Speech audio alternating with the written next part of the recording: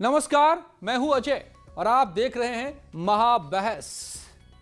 तो जो सितंबर में 67,000 के पार पहुंच गए थे एक्टिव केसेस यूपी में, वो घटकर अब 22-23 हजार के आसपास है, यानी कि करीब आधे के आसपास, आधे से भी बेहद कम, एक तिहाई के आसपास। ये यूपी की तस्वीर है। लेकिन एक बुरी खबर यह है कि फिर से कोरोना के मामलों में इजाफा आ रहा है, उछाल आ रहा है। यूपी में हालांकि उस तरीके से अभी तक नहीं, मगर यूपी से सटे दिल्ली, एनसीआर में और इसीलिए कई जिलों में अब चिंता की लकीरें, और लकीरें पूरी यूपी के लिए भी। तो एक तरफ जहां यूपी ने अब तक काबू करके रखा कोरोना को, सीएम योगी, यूपी सरकार के कदमों ने कोरोना को पूरी तरह से काबू में रखा यूपी में, बाकी देश के मुकाबले, बाकी दुनिया के मुकाबले। लेकिन क्या अब फिर से जो एक लहर आई है उससे मुकाबला हम कर पाएंगे? किस तरीके से? आइए आज महाबहस में मैं समझूंगा तमाम विशेषज्ञों से इसी सवाल पर। इतने बड़े प्रदेश में इतनी बारीकी से एक साथ इतने मोर्चों पर काम करना उत्तर प्रदेश ने कमाल करके दिखाया है।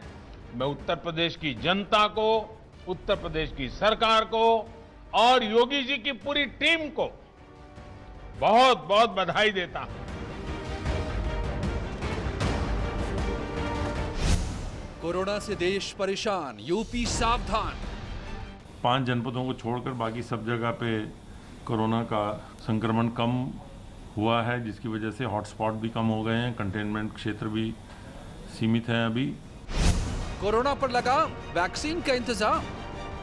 वैक्सीन हर नागरिक तक पहुंचने और वैक्सीन का प्रभाव तब तक बरकरार रहे, इस दृष्टि से हमें अभी सावधान होना पड़ेगा और इसमें बचाव बहुत महत्वपूर्ण है।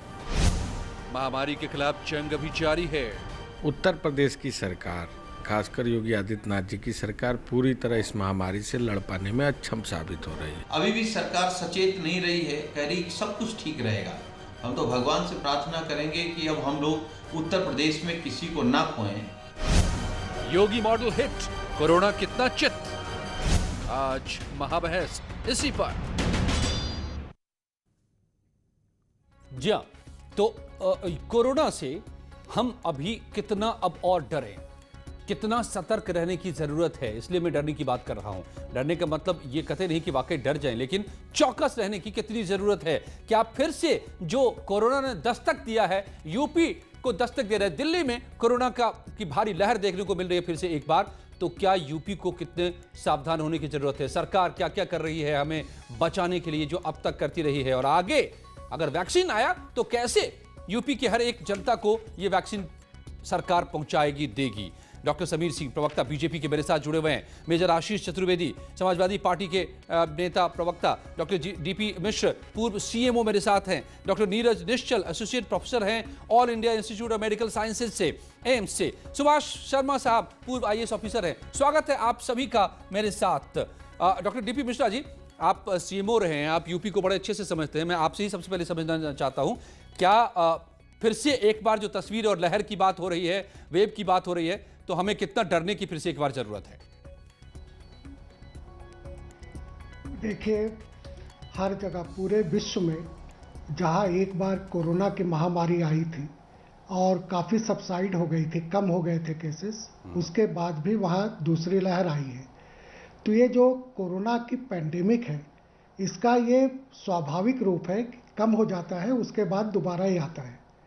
दोबारा जो ये कोरोना की महामारी आती है तो ये काफ़ी गंभीर किस्म की बीमारी को लेकर आती है। जहाँ तक उत्तर प्रदेश सरकार का सवाल है, उत्तर प्रदेश सरकार ने बहुत सराहनीय कार्य किया है। काफ़ी हद तक जिस तरह प्रवासी मजदूर वगैरह उत्तर प्रदेश में आए, यहाँ की सरकार और प्रशासन के कार्य से काफ़ी हद तक कंट्रोल हुआ है। लेकिन इससे में हमें आत्ममुक्त होने की आवश्यकता नहीं है जी, क्योंकि पुनः इसके उभरने की संभावना है। जैसे हमारे कई त्यौहार गए, दिवाली गई, छठ पूजा गई, नाना रकम के बंगाली दुर्गा पूजा गया, तो इसमें जो भीड़ इकट्ठा हुई और फिर मॉल खुले। राइट सर, आपने बड़ी अहम दो बातें कही हैं कि